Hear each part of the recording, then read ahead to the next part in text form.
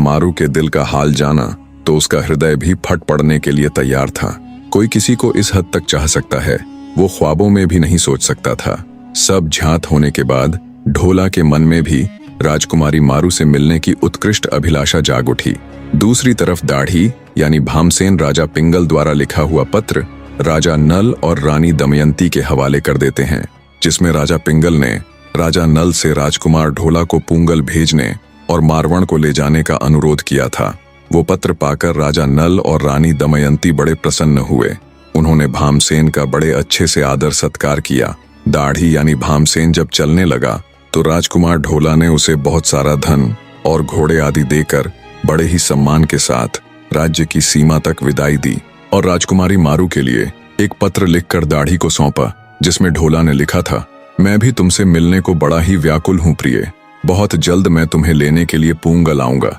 मेरा जीव तुम्हारे ही पास है। अब तुम्हारे बिना एक एक पल कई कई युगों के समान बीत रहा है।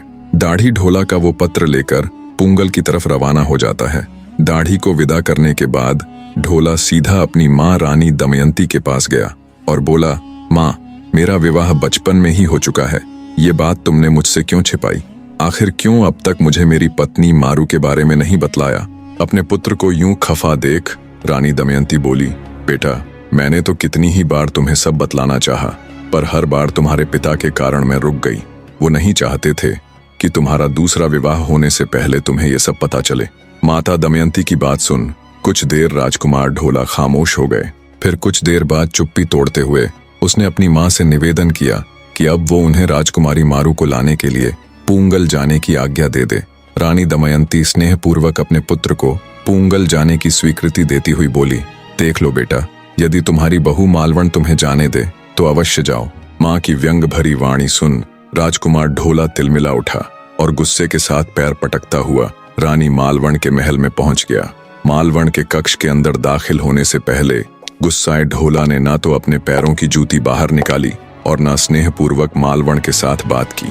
बस गुस्से से चुपचाप मुंह फुलाकर एक ओर बैठ गया। दरअसल बचपन में हो चुके विवाह और राजकुमारी मारू का पत्र पढ़ने के बाद राजकुमार ढोला के मन में मारू के लिए अवश्य ही प्यार उमड़ रहा था, पर आज से पहले तक रानी मालवण ने भी उसे अपने प्रेम में इस कदर जकड़ रखा था